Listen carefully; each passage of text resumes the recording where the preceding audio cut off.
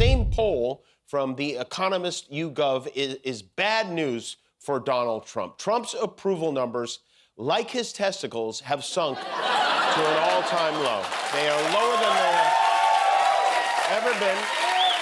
He is now down to 34%. He has the same approval rating as Paul Blart Mall Cop.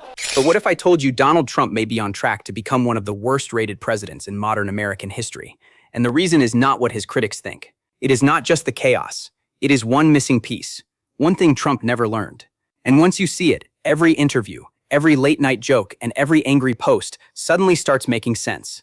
Because Trump built his entire political career on one formula every marketing guru worships like scripture. Get attention, dominate the conversation, make people talk about you.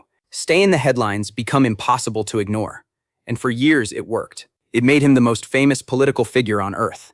But this is where my brain started to break. I went back through Trump's recent interviews, speeches, and media reactions, and found the one thing he is missing. The one thing the marketing gurus never talk about. And it explains why the same attention machine that made Trump powerful is now making his ratings plummet.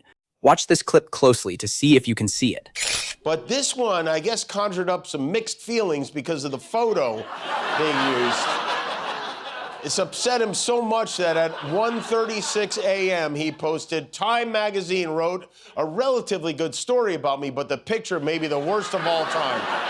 They disappeared my hair and then had something floating on top of my head that looked like a floating crown, but an extremely small one. Really weird." Now, I want to go back to that cover and show you this crown. Okay, that's not a crown. That's the letter M. Only he would see an M on his head and assume it's a crown. If that's not an M, you're on the cover of Time magazine, okay? Finally being honored for wearing that tie down to your knees. Every morning is a game of who am I mad at today? Is it the Cracker Barrel logo? Is it windmills? Is it Bad Bunny? Is it the Nobel Prize? Or is it the turkey vagina slapping around over my chin?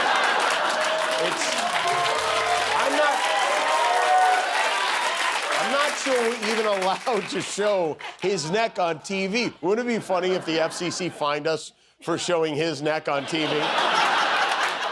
Trump went on, "I never like taking pictures from underneath angles, but this is a super bad picture and deserves to be called out. What are they doing and why?"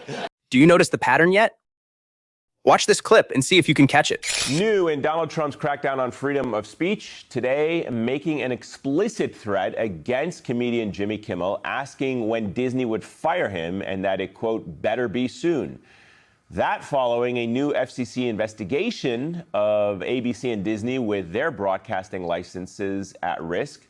Bloomberg reporting, quote, although the license review order cites potential workplace discrimination as the reason for scrutiny, people familiar with the matter said it was precipitated by President Donald Trump's plea for ABC to fire late-night host Jimmy Kimmel. FCC Chair Brendan Carr was asked about the investigation today. Watch. And then will the Jimmy Kimmel, will that all, or any speech issues be part of this review? Is it solely restricted to DEI, the early license reviews? Our DEI review is going to continue, and it's going to be part of that. Disney, as part of the filing, is going to have to come in and demonstrate that they've been operating in the public interest. Now, that's not exactly a clear denial, as critics believe that Trump is using the levers of government to punish Kimmel. You'll recall this is Kimmel's second clash with Trump and the FCC after he was suspended and then reinstated last fall after public outcry, both times because Trump didn't like Kimmel's joke. Did you catch it? Okay, watch this clip very closely and see if you can catch it. Mr. President, why wait for Congress to release the Epstein files? Why not just do it now? You know, it's not the question that I mind, it's your attitude. I think you are a terrible reporter.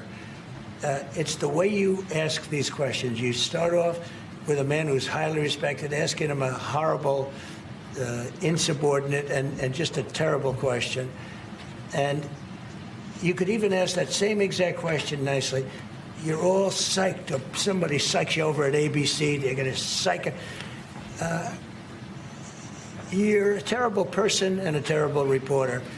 As far as the Epstein files is, I have nothing to do with Jeffrey Epstein. I threw him out of my club many years ago because I thought he was a sick pervert.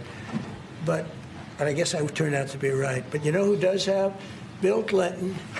Larry Summers, who ran Harvard, was with him every single night, every single weekend. They lived together. They went to his island many times. I never did. Andrew Weissman, I hear. All these guys were friends of his. You don't even talk about those people. You just keep going on the Epstein files.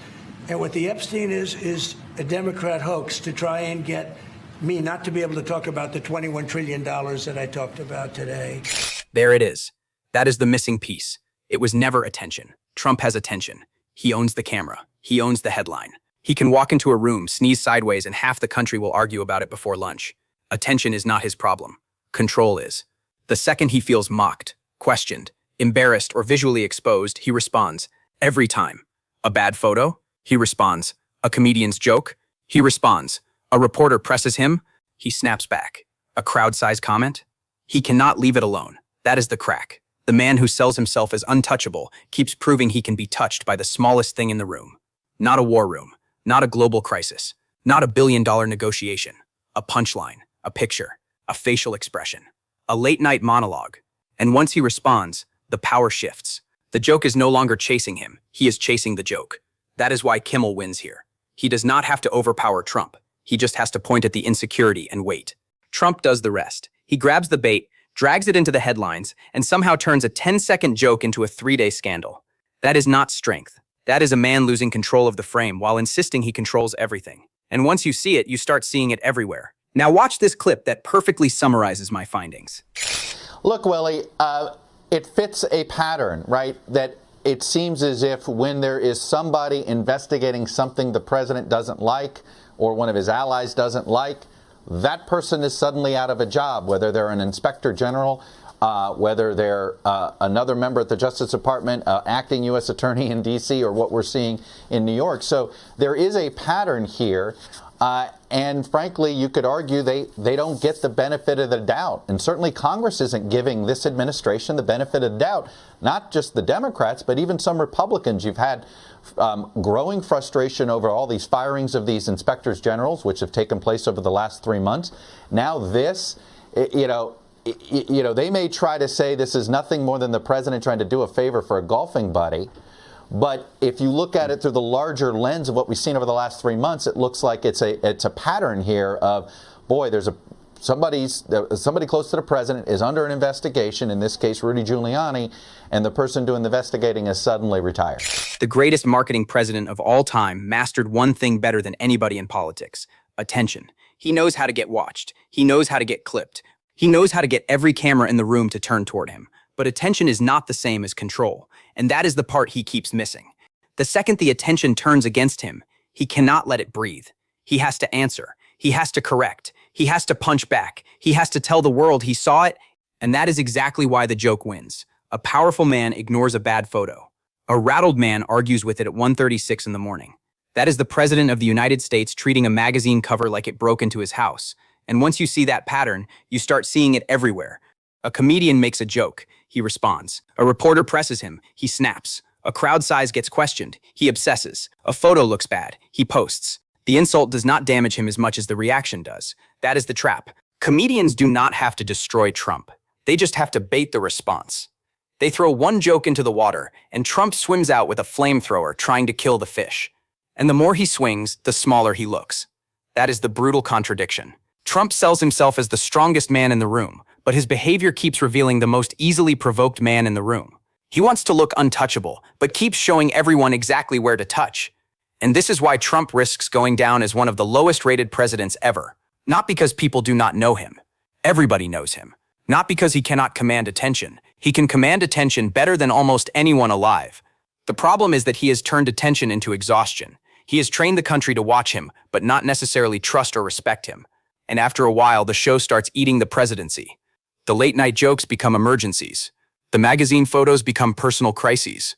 And regular Americans are sitting there thinking, wait, is anybody driving the country, or is the president busy fighting a punchline? A president is supposed to carry the weight of the country, not chase every insult like a raccoon chasing a flashlight. People want leadership. They want stability. They want someone who can take a hit without turning the whole government into a customer service desk for his ego. Because the presidency is not just about being seen. It is about being steady when everyone is watching. That is the one thing Trump's marketing formula never solved.